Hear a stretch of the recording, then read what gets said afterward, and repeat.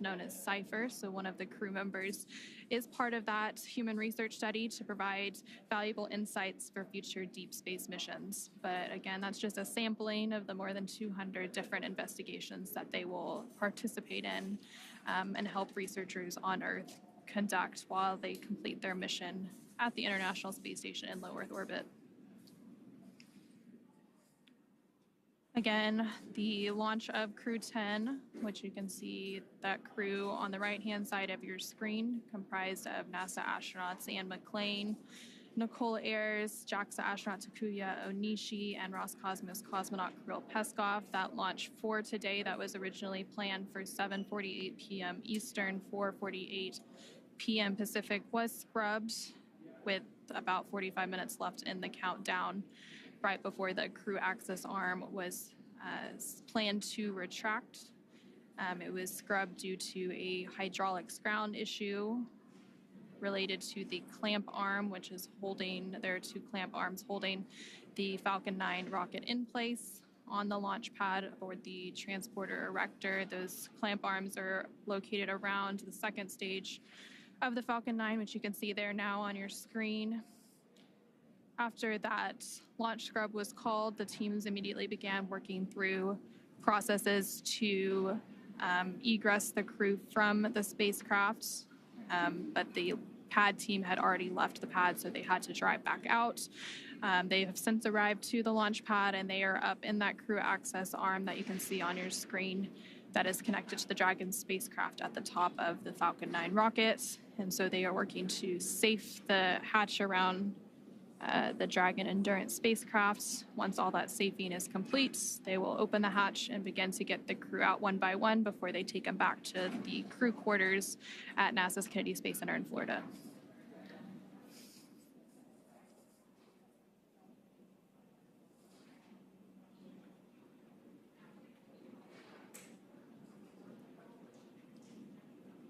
So leading up to today's launch attempt, the crew actually ingressed or entered the spacecraft around 4:58 p.m. Eastern, so several hours ago now.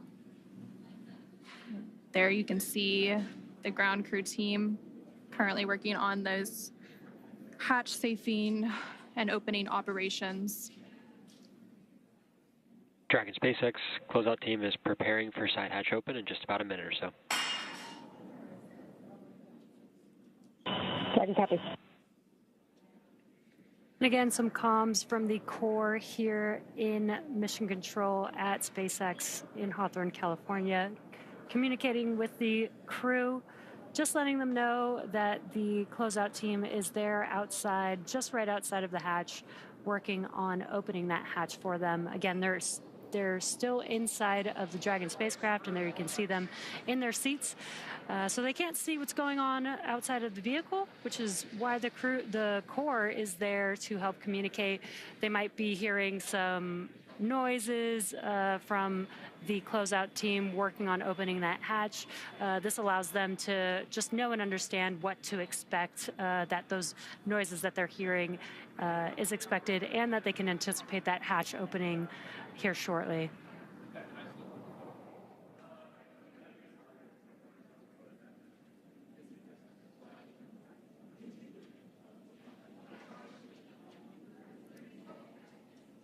And the crew there using their pads that they would use during their flight. Those tablets hold their procedures, so they can, if they're wondering where, what they need to work through, what's coming up next in the procedure, they can look there on those tablets very easily. They were also taking some selfies earlier. Maybe some good memories of what's leading up to their future launch to the International Space Station. You got to make the most of it, that's for sure. Absolutely. And the two of the crew members there on your screen are veteran astronauts, so they've flown previously. So Anne McClain as well as Takuya Onishi have both been to the International Space Station before, so I'm sure they're familiar with launch scrubs and all the procedures and processes that go into that. Again, this is exactly why we go through a countdown. We have automated checks. We have automated checks. We have manual checks. We have a whole team in mission control here in Hawthorne that monitor the vehicle and all of its systems to make sure that everything is good. That we have a team monitoring all the ground systems to ensure everything is good.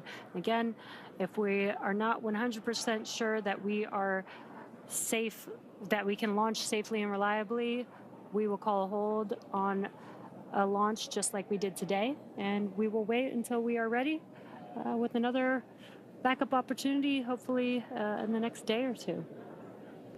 And again, there are several other opportunities this week. The earliest is tomorrow, about 24 hours from now. But again, waiting for confirmation from the NASA and SpaceX teams on when they will schedule that next opportunity, whether it's tomorrow or sometime later this week or even next. And there on your screen, you can see the closeout team. It looks like they're beginning to work to open the hatch. And then once the hatch is open, the crew will begin exiting one by one with some assistance from those ground teams. And just by the number of people you can see on your screen there, you can see just how big of an operation it is to launch people. Dragon SpaceX, stand by for side hatch open.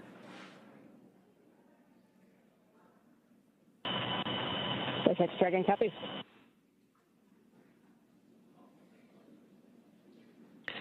And Dragon SpaceX, hatch is open, so we'll be handing you off to the closeout team for egress. Sorry we couldn't get you off today, but we'll speak to you soon and look forward to trying it again. SpaceX Dragon, we copy. We see the closeout crew. Great working with you today. Kudos to the whole team. I know it was a lot of work to try to get it to go, but like I said earlier, we'll be ready when the equipment is.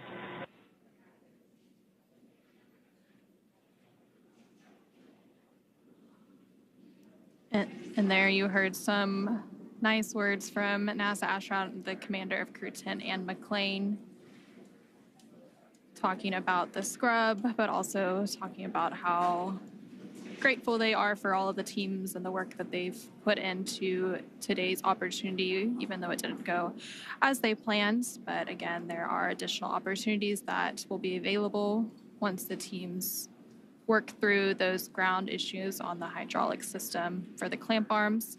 And again, we also heard and saw on our screen a moment ago that the hatch for the Dragon spacecraft Endurance has now been opened. So those closeout team members will begin removing the crew members from their seat one by one. And then from there, the crew will go down and get into their vehicles and be taken back to crew quarters.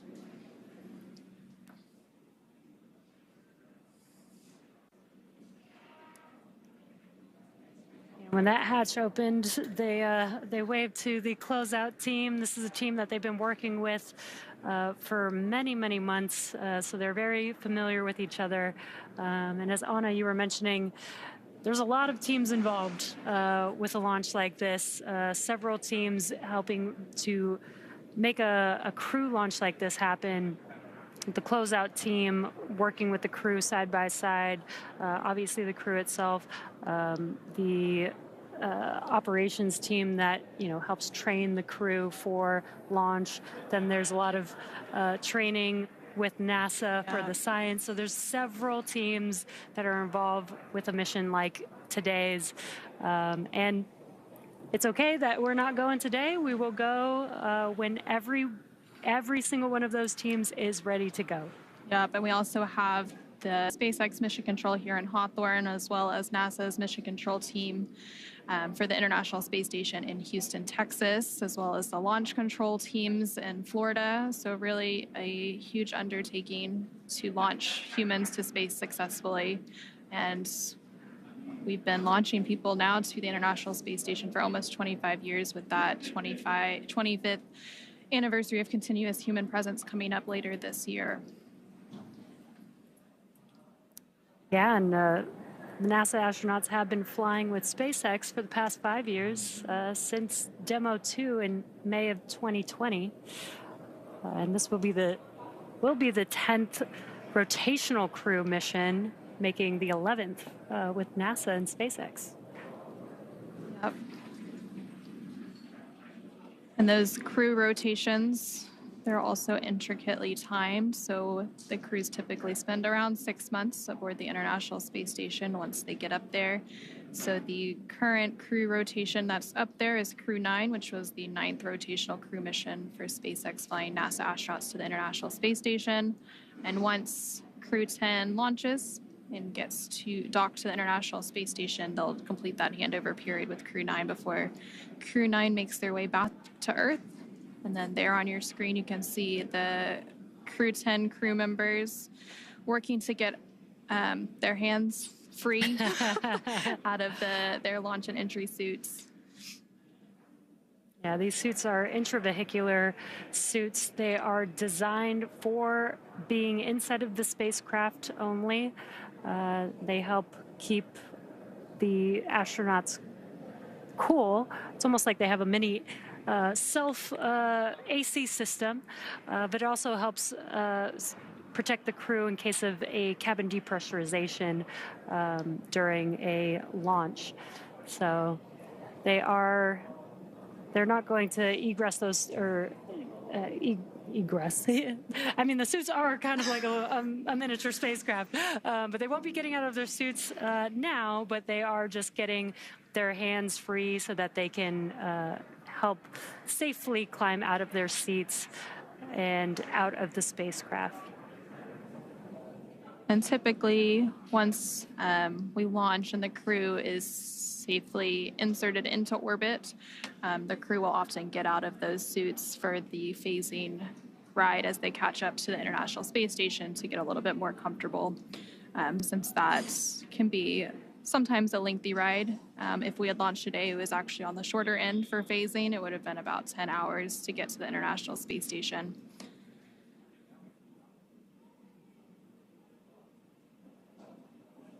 And there we see a live look of Launch Complex 39A in Florida. It looks like the sun has fully set. And we now have one of the crew members of Crew-10 out of the Dragon Endurance spacecraft, another following right behind. And it looks like those are the two mission specialists for Crew-10, so JAXA astronaut Takuya Onishi and Roscosmos cosmonaut Kirill Peskov.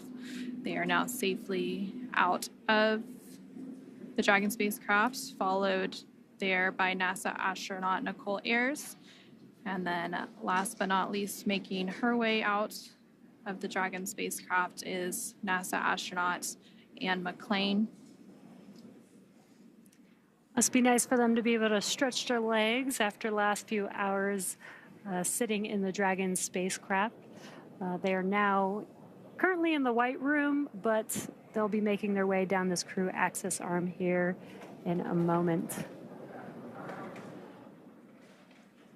And again, the closeout team is there to help assist the crew, make sure they, as they were egressing the spacecraft, that they didn't damage their suits, helmets, and making sure that the crew is safe while they're in their spacesuits. These are some pretty hefty spacesuits, so might not be as easy to walk around in like normal clothes. So that's what the crew is there to help with. They're also going to make sure that the vehicle is safe before they exit the crew arm as well. It looks like they're now making their way down the crew access arm, well away from the spacecraft that they just egressed or exited following that launch scrub. Again, the scrub was called with about 45 minutes left in the launch count when we were targeting a 7:48 p.m. Eastern liftoff. That scrub was due to a ground hydraulics issue with the clamp arm on the transporter erector that the Falcon 9 sits atop. And those clamp arms hold the Falcon 9 in place and typically retract in terminal count.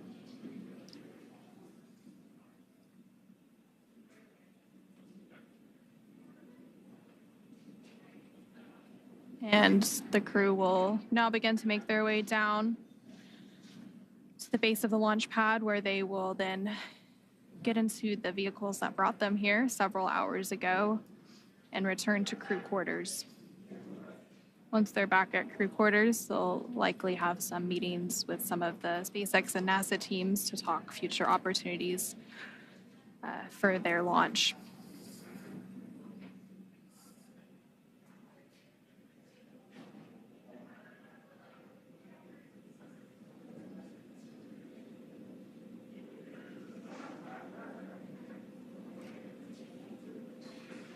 Crew-10 members making their way downstairs. This is where they will get access to the elevator that will take them down the tower to the base of the tower to their Teslas that will take them back to their crew quarters.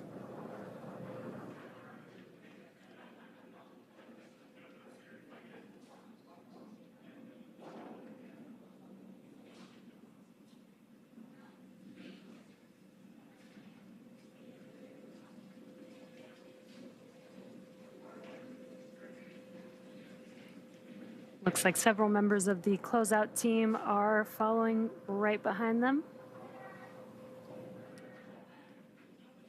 They're getting into the elevator that'll take them down to their vehicles, and then they will drive off back to crew quarters at NASA's Kennedy Space Center in Florida. And there you're seeing a live look of those vehicles standing by for them.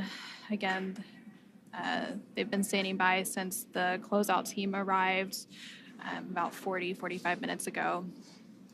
After the launch scrub was called, there were a few minutes that we had to wait for the closeout team to make their way back, since they had already left the launch pad prior to that scrub being called. Once the closeout team made their way back, they then went up to the crew access arm and began safing the hatch to then egress the Crew-10 crew members comprised of NASA astronauts Anne McClain, Nicole Ayers, JAXA astronaut Takuya Onishi, and Roscosmos cosmonaut Kirill Peskov. And there you see them all on your screen as they are making their way down. They've made their way down and are going to enter into their vehicles and leave the launch pad and go back to crew quarters shortly. Yeah, they're going to get into their Teslas. These Teslas are special made for the crew, where they have the ability to attach their umbilicals to help keep cool air flowing through their suits.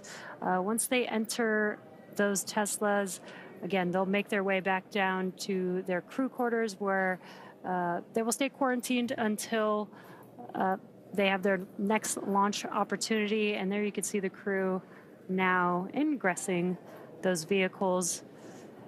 And that's going to wrap it up for us here in Hawthorne, California at SpaceX here at, next to Mission Control. We're going to send it back over to Daryl at KSC to follow the crew the rest of the way.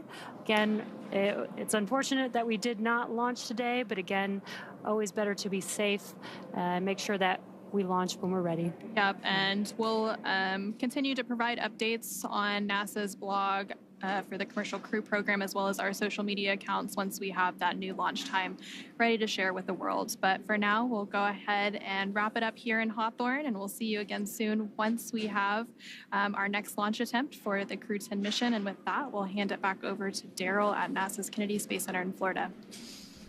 All right, thank you both, ladies, for walking us through the egress of the astronauts from their spacecraft down the launch tower and into their waiting vehicles. For those of you just now tuning in or happen to be catching up on what's happening, we are live at the Kennedy Space Center in Florida, watching Crew-10 make their way back from a launch attempt at Complex 39A. They were scheduled to launch with a T0 of 7:48 and 57 seconds p.m. Eastern Time. However, the launch was scrubbed less than an hour before that due to an apparent hydraulic problem with the Launch Pad 39A Falcon 9 hold-down clamp arm system, the system that holds the rocket to the strong back. And so NASA and SpaceX teams made the decision to call off the launch for today. And there you see the crew, along with the closeout crew, our crew of 3 astronauts and 1 cosmonaut leaving their rocket for another day.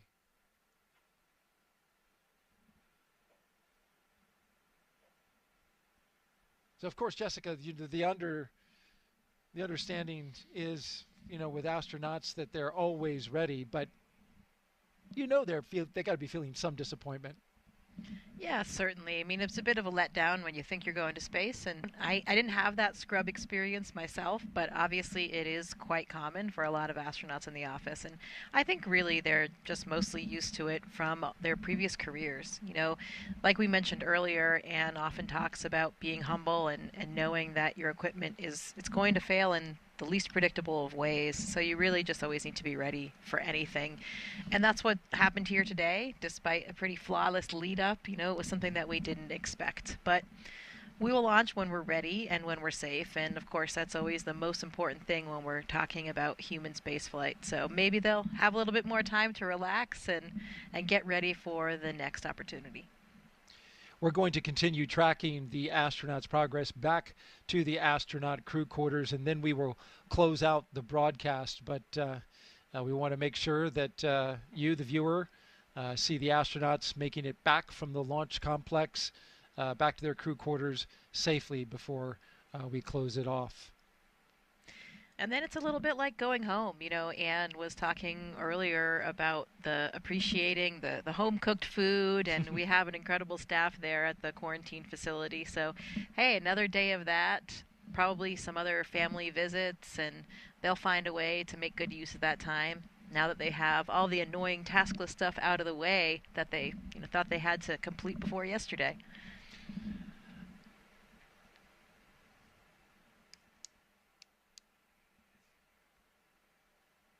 From what I've heard, things do stay pretty busy right up until the last minute here. So, it is probably still a little bit stressful. You're trying to reply to those last emails and send those last text messages and keep people up to date and close out different questions that people are coming to you with. So this could be a nice relaxing day for them tomorrow. Well, it's certainly beautiful outside, as you can see here, as we are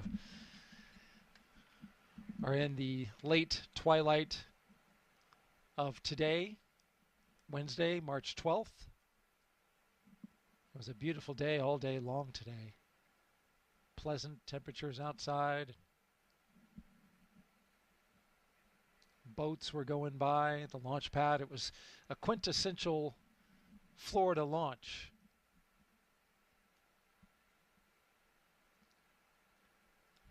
This is that kind of scene that I was talking about earlier when the cars were going in the other direction, and now at night it's even more dramatic with all of the lights and the entourage leading them back. I wonder if they're playing their theme music again.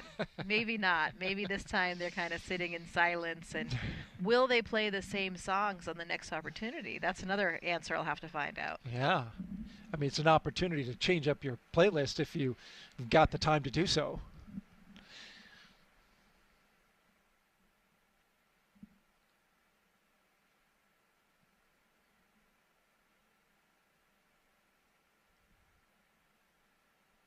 Historically speaking,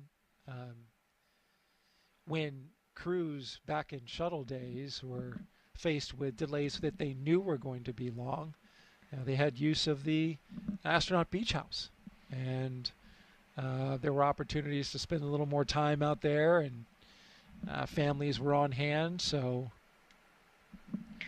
yeah, and there could be, we still do use the beach house in this pre-launch quarantine period where the astronauts will go out there with their families, and it's a really nice, iconic, idyllic, gorgeous setting if you've ever seen it. Nice access to the beach and to the ocean, and it just has that real beach house vibe that's pretty relaxing. So I'm not sure whether or not they'll get another opportunity to do that, but always a good option. Maybe a final run down the beach. What I love the most about that beach house location is the solitude. It's the house and the way Florida looked before anything, came around. It's so natural. The only really significant thing that you see towering launch pads off in the distance. But we like that. Yeah, but that's right. Around here, we like that. But it's so pristine, and because obviously this is a national wildlife refuge, and it's a secure area, there's so much solitude out there. It's so isolated, and it's so natural. Those sea oats waving in the breeze between the beach and the beach house. You know, I actually, my parents had a place just a little bit further up the coast here, so same kind of familiar coastline, and my mom was always commenting on the sea oats and how beautiful they were, and it's so nice to keep all those natural elements. So if they don't get a chance to go out there and relax, and maybe they can use those images that they had when they were out there earlier this week and get into a relaxing kind of state of mind. That's the one thing about the ocean, right? There's always just something so relaxing about looking at the water. It is so true. Peace and tranquility. It's hard to not have that wash over you when you're out there gazing over the ocean. And that is just what the doctor ordered when crews are tired from a long day of launch operations and preparations. Well, we don't know if that's where they're headed at this time. We should caveat, because the decision has yet to be made about when the next opportunity will be, whether or not there will be some work that's required, or whether or not they have enough data to move forward with flight rationale. Of course, we'll have updates for you. Stay tuned to our social media channels as we drive by the other direction, away from the vehicle assembly building and right by our studios here at the Launch 39 complex.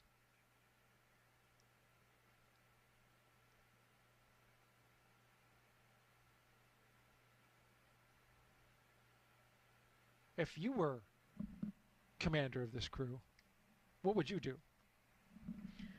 What would I do with the free time? I think I would try to do what I was saying earlier, really use it to relax, because I know myself, and as I was mentioning, I've heard a lot of reports from the crews being pretty busy up until the last moment. So I think I would sort of take advantage of the fact that all of those annoying things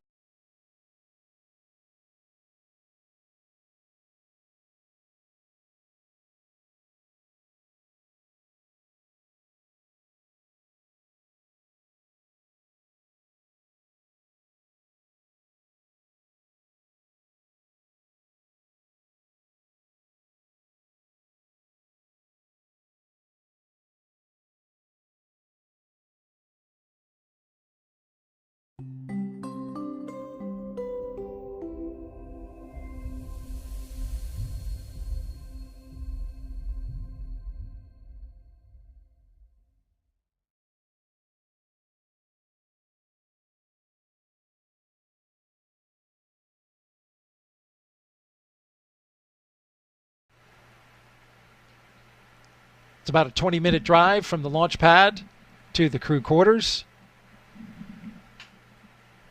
The Caravan going down NASA Causeway. They came in on 2 lanes. They're going out on 3 lanes. Those 3 lanes are to accommodate big, heavy space hardware when it travels around the Kennedy Space Center.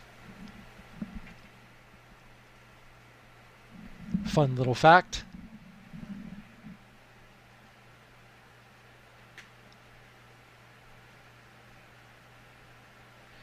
Certainly a great time of year to be launching, though. This weather has been phenomenal, and it's so pleasant to just be outside, which is not always the case here in Florida. Yeah, you were asking me, prior to coming out here, like, how's the weather? I'm like, oh man, it's so good. From our previous launch coverage you and I did, Crew-10. First of all, it was overnight. Yep. Second of all, we were outside. I believe bugs were a factor. Yes. Collecting quite a few of them on the on the launch desk. But outside now, it's just, this is why people vacation this time of year. It's the high season for Florida. This is the place to be, because we have just about 6 to 7 months of summer every year.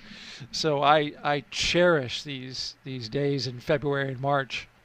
Yeah, we know how that feels in Houston, too. Oh, yes, you do. We've been pretty fortunate with the weather there lately as well.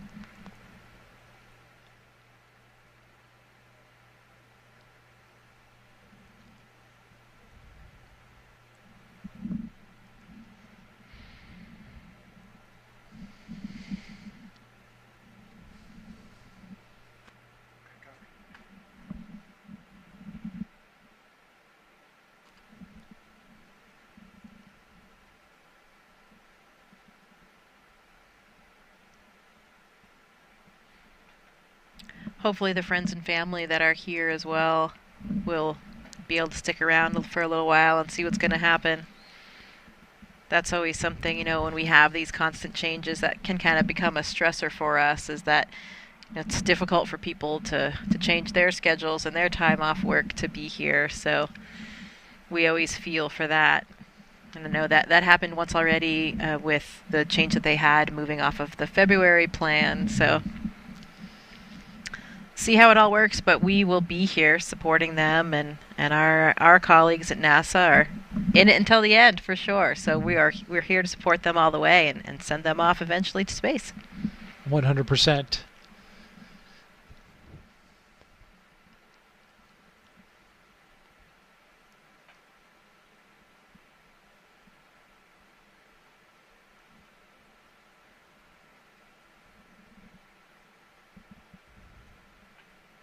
Feel like we're in the car right there with them with this view, don't we? And we are.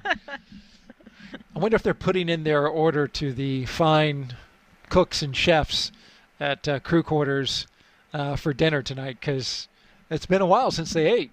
Yeah, absolutely. And probably that will be definitely a bright spot on the horizon, because their meals in Dragon, there's no way to heat up the food. So it has to be something, you do get some choice in what you can bring along. You can bring along some of the elements of our standard food menu that we have on ISS and some other kind of off-the-shelf varieties as well. But there's no way to heat it, so you have to have something that tastes good at the ambient temperature. So at least they will have a hot meal tonight, which they wouldn't have had otherwise on Dragon. Absolutely. A little bit less fun when your food's not floating, though, I have to say. There is that fun factor. Absolutely. It's room temperature, but capturing it out of midair. Yeah, it's okay to play with your food in space. Don't tell your kids. Right. That's not something that you and I, as parents of toddlers, are currently doing. Yeah, exactly. It would be a different ballgame with a toddler if all of the food was floating. Oh, imagine that. Imagine that. Wouldn't that be like such an impetus to get them to eat? Toddlers in space would be cute, but very messy. Oh, no doubt about that.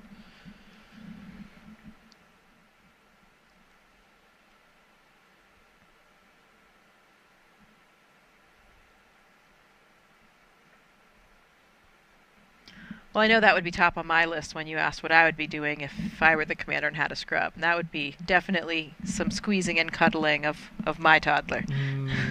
No doubt.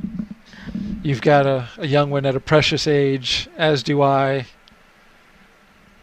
Enjoying every moment of that. I assume it would get a little confusing for them, though. Yeah, I know, right. Especially at that age where, it's difficult to completely understand what your mom or dad is saying. Well, we have arrived back where we started, at astronaut crew quarters, as the gull-wing doors open up. And there you see our Crew-10 crew members, waving to somebody who's out there. Yep. Looking slightly less enthusiastic. Slightly less. But that's okay. They will fly eventually. This we know. It's just a matter of figuring out when, as they hustle into the doors.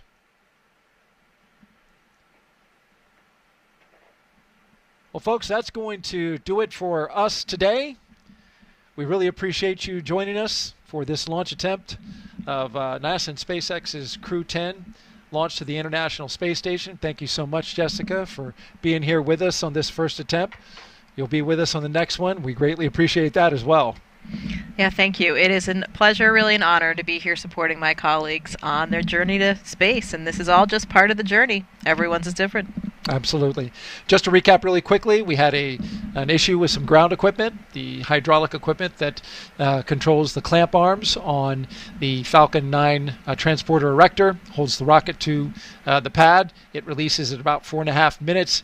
There was an issue, and they're going to look at that, look at the data, and then decide whether or not to have some work to do or maybe some further data reviews before they decide on a launch date. So make sure you stay tuned to updates that we will have for you. Just head to nasa.gov/blogs/Crew-10. You see it at the bottom of your screen there. We'll have all the information you need to know once we have that available on the next launch attempt.